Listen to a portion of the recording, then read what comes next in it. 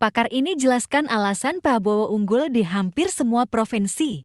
Jadi satu, mengapa sebesar ini tingginya sebenarnya sudah diprediksi selain survei, juga bisa dilihat dari quick count pada 14 Februari, dari indikator poltreking dan sebagainya, kemenangan sekitar 58-59%, dan sudah diprediksi pada hari itu, Prabowo Gibran kemungkinan hanya kalah di 2 provinsi, menang tipis di DKI dan menang cukup tebal di provinsi lainnya.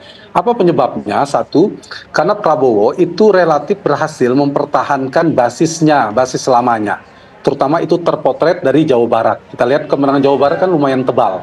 Dan itu faktor Prabowo, bukan faktor Jokowi. Nah, yang kedua saya ingin jawab pertanyaan tadi, adalah faktor di mana Jokowi memberikan sumbangsi elektoral yang besar melalui ketika Prabowo mengambil Gibran sebagai Jokowi Junior sebagai cawapresnya.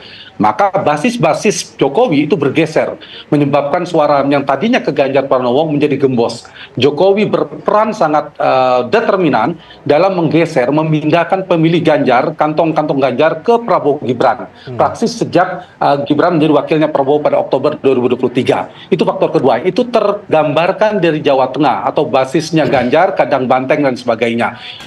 Bukan hampir semua provinsi basisnya Ganjar itu bergeser menjadi basisnya Prabowo Gibran. Itu yang kedua. Yang ketiga, ada faktor rekonsiliasi, fusi, gabungan keduanya. Faktor Prabowo masih bisa bertahan, faktor yang kedua adalah Jokowi, faktor Jokowi melalui Gibran tadi, itu tergambar dari Provinsi Jawa Timur sebagai gambaran 3 provinsi besar. Nah, perolehan suara dari Prabowo Gibran ini kan disumbang oleh separuhnya, 59, hampir 59% itu, perolehan di Jawa Tengah, Jawa Timur, dan Jawa Barat.